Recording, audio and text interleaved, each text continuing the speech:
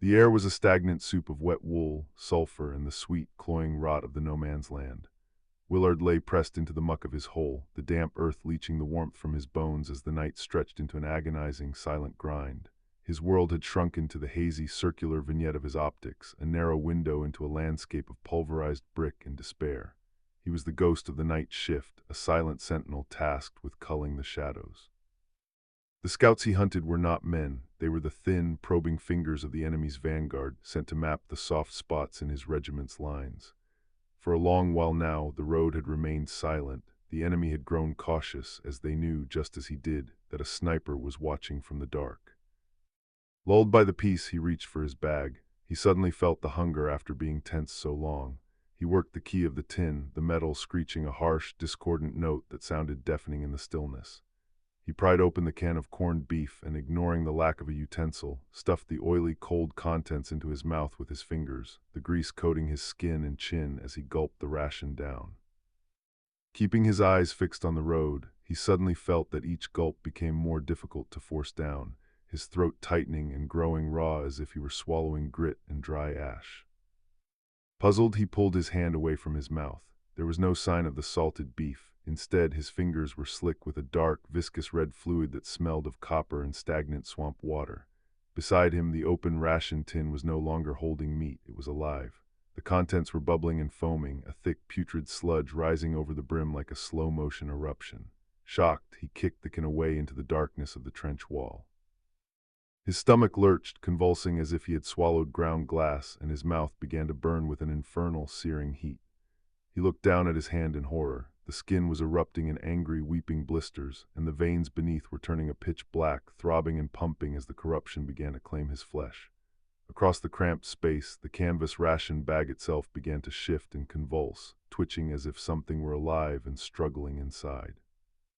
Willard's vision spiked, the world bleeding into a frantic, pulsating red.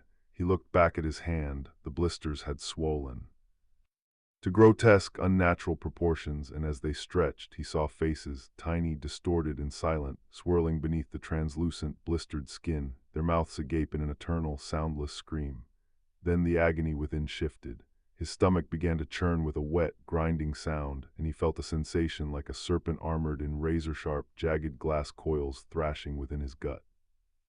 It tore upward, raking against his ribs, and the overwhelming, violent urge to purge his stomach, to vomit out the blasphemy he had consumed, took hold of his entire body. As he gasped for breath, his gaze fell back to the ration bag. It split down the center with a sound like tearing wet parchment. Can after can spilled out, burst open and overflowing with that same bubbling, putrid mass. But as the sludge hit the dirt floor of his hole, it didn't just pool, it reconfigured. Tiny, pale hands, spindly legs, fractured skulls, and unblinking, gelatinous eyes poured out in a torrential, writhing heap, scrambling over the floorboards toward him like a tide of animated meat. In a desperate, frantic attempt to crawl and escape over the edge of his foxhole, Willard froze. Through the haze of his blood-drenched vision, he spotted something across the road he had been watching all night. Far away, barely more than a silhouette against the jagged ruins, stood a figure in a heavy, tattered hood. It was a plagued priest. Though the distance was too great to see any features, Willard felt with a chilling, absolute certainty that the creature's hidden eyes were locked firmly onto him, savoring every moment of his slow, agonizing transformation. The priest raised a hand, its fingers elongated and twisted like blackened charcoal, and made a slow, deliberate gesture of benediction over the carnage, as if consecrating Willard's body for the dark altar of the abyss. Next to the priest, he saw abyssal soldiers waiting for the ritual to end, and he suddenly realized they wanted to kill the sniper to cross the clearing towards his regiment. He looked at his leg as he felt sharp pain, and he saw the mass of arms, legs, and eyes blubbering over his boots. The leather was burning away, and he saw teeth without a mouth eating into his leg. Panicking, he reached for his rifle, but realized that his left hand was just a stinking, foaming mass, and the blackish fluid had eaten parts of his skin and even exposed the bone. He put the rifle up with his right hand on the sandbag and looked through the vision, nearly fainting from the pain. He focused on the hooded figure. It looked like the hood was made from human skin. He shot the priest, and suddenly the vision shattered. All of it had been a psychic distraction to cover the approach of the abyssal soldiers. His body was actually unharmed. The swarming mass on his boots vanished. His hand was whole, trembling but unblemished. But the silence was suddenly torn by the wet, rhythmic slap of boots hitting mud. The real abyssal soldiers were sprinting across the clearing, already halfway to his position. Willard shoved a heavy, ritual-engraved cartridge into the chamber, a shell tipped with a splinter of a saint's knuckle bone. He threw his weight behind the stock, his reticle dancing over the lead scout. He squeezed the trigger. The shot was a thunderclap that ripped the air in two.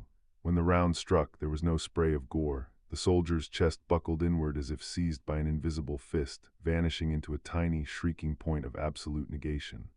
The air shivered and warped, spiraling into a localized gravity hole that snapped shut with a sound like a wet whip crack.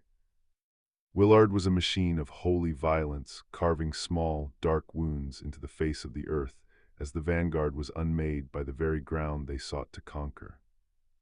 The last of the vanguard had been reduced to nothing, no bodies to bury, only fresh, scarred craters in the road. The silence returned to the trench, but it was thin, brittle, and stained with the ozone smell of the Saint-splintered rounds.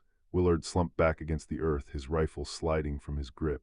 His breathing came in wet, jagged rattles. He felt a strange, detached peace. The hunger was gone. He reached into his pocket and pulled out a small, crumpled photograph, his wife, smiling in a garden he could no longer quite remember. He pressed it to his chest, his eyes growing heavy. As the world began to fade into a soft, monochromatic blur, he let out a final, shaky breath, satisfied that he was going to sleep, having done his duty. Then the cold, metallic voice of his commanding officer crackled over the radio, loud and jarring in the stagnant air. "Sniper status, we've got movement at your sector. Why aren't you firing?" Willard blinked, a frown touching his lips. He tried to speak, but his throat was dry. "I killed them," he thought. "Sniper, report."